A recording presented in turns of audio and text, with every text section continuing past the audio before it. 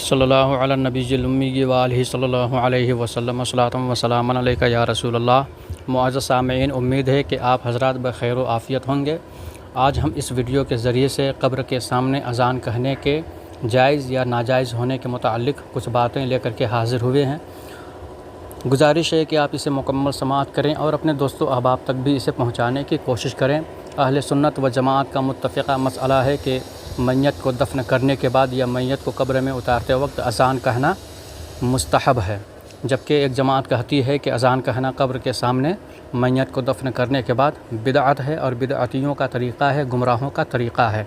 लिहाजा आपके सामने किताबों की रोशनी में ये साबित कर रहे हैं कि कब्र में मैयत को उतारते वक्त या बाद दफ़न अज़ान कहना मुस्तहब है, बिदअत नहीं, बिदअतियों का तरीक़ा नहीं, गुमराहों का तरीक़ा नहीं है, बल्कि ये किताबों से इसका सबूत है। चुनांचा फ़तावा शामी जिल्द दोम सफ़ा नंबर 65 में अल्लामा इब्न आबिदीन शामी अलैहि रहमा फरमाते हैं, रअयतु फ़ी कुतुब शाफ़िइय्यति अन्नहु क़द यसुन्नुल अज़ान लिग़ैरि सलात। यानी मैंने शवाफ़े की किताबों में देखा है कि शवाफ़े गैर नमाज के लिए भी अज़ान को मसनून कहते हैं, यानी नमाज के अलावा दूसरी जगहों में भी अज़ान कहना शवाफ़े के नज़दीक सुन्नत है। लेकिन याद रखें, अहनाफ़ के नज़दीक सुन्नत नहीं है बल्कि मुस्तहब है। जैसा कि पैदाइश के बाद बच्चे के कानों में अज़ान कहना या आग लगने के बाद आग लगने की वजह से या और दूसरे मौक़े पर अज़ान कहना अहनाफ़ के नज़दीक सुन्नत नहीं है बल्कि मुस्तहब है। तो यहाँ पर यह बयान किया जा रहा है कि मैंने कुतुब शाफ़िया में देखा है, वो कहते हैं कि गैर नमाज के लिए भी अज़ान कहना सुन्नत है, जैसा कि बच्चे की पैदाइश के बाद उसके कान में अज़ान कहना और गमज़दा लोगों के सामने। इस तरीक़े से इबारत आप सबसे पहले मुलाहज़ा कर ले, कमा फ़ी उज़ूनिल मौलूद वल महमूमी वल मसरूई वल गदबानी व मन साअ खुलुक़ुहु मिन इंसानिन औ बहीमतिन व इंद मुज़दहिमिल जैश व इंदल हरीक़ क़ील। अब यहाँ पर काबिल गौर इबारत आपके सामने मौजूद है। व इंद इंज़ालिल मय्यतिल क़ब्र क़ियासन अला अव्वली खुरूजिही लिद्दुनिया, यानी मैयत को कब्र में उतारते वक्त अज़ान कहना भी मसनून है।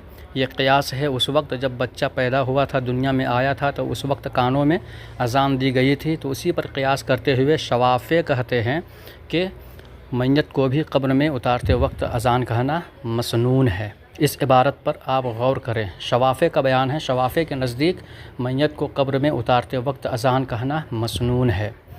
लाकिन रद्दहु इब्न हजर, लेकिन इब्न हजर ने इसकी तरदीद की। यही वह इबारत है जिसको दलील बना करके लोग कहते हैं कि कब्र के सामने अज़ान कहना बिदअत है, गुमराहों का तरीक़ा है। इब्न हजर ने इसकी तरदीद की है, लेकिन यहाँ पर इसकी हकीकत आपके सामने हम पेश करने जा रहे हैं। आप पहले गौर करें कि यहाँ पर अज़ान की सुन्नत होने की बहस चल रही है, यानी दूसरे मौके पर गैर नमाज के अलावा दूसरी जगहों में भी शवाफ़े के नज़दीक अज़ान कहना सुन्नत है।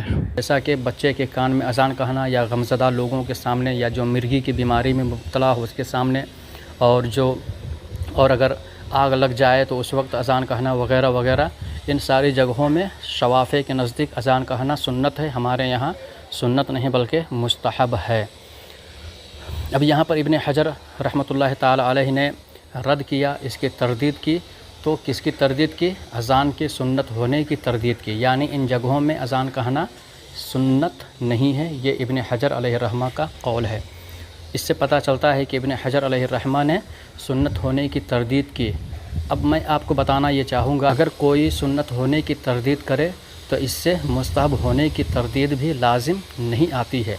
लिहाजा इब्न हजर ने सुन्नत होने की तरदीद की तो अब मुस्तहब होना बच गया।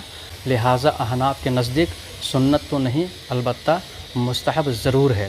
लिहाजा इन इबारतों से ये बात वाज़ेह होती है कि मैयत को कब्र में उतारते वक्त या बाद दफ़न कब्र के सामने अज़ान कहना सुन्नत नहीं बल्कि मुस्तहब है, जायज़ अमर है। और चूँकि अज़ान में अल्लाह रब्बुल इज़्ज़त का ज़िक्र है और ज़िक्र इलाही हर मुनासिब जगह जायज़ है, इसको मुक़य्यद करके बिदअत या शिरक या हराम कहना दुरुस्त नहीं है। जो लोग बिदअत या शिरक वग़ैरह का हुक्म लगाते हैं वह ख़ुद अपनी इस्लाह करें और सोचें कि जिस चीज़ को अल्लाह रब्बुल इज़्ज़त और प्यारे नबी ने हराम ना कहा हो, उसे हम कौन होते हैं हराम और बिदअत कहने वाले।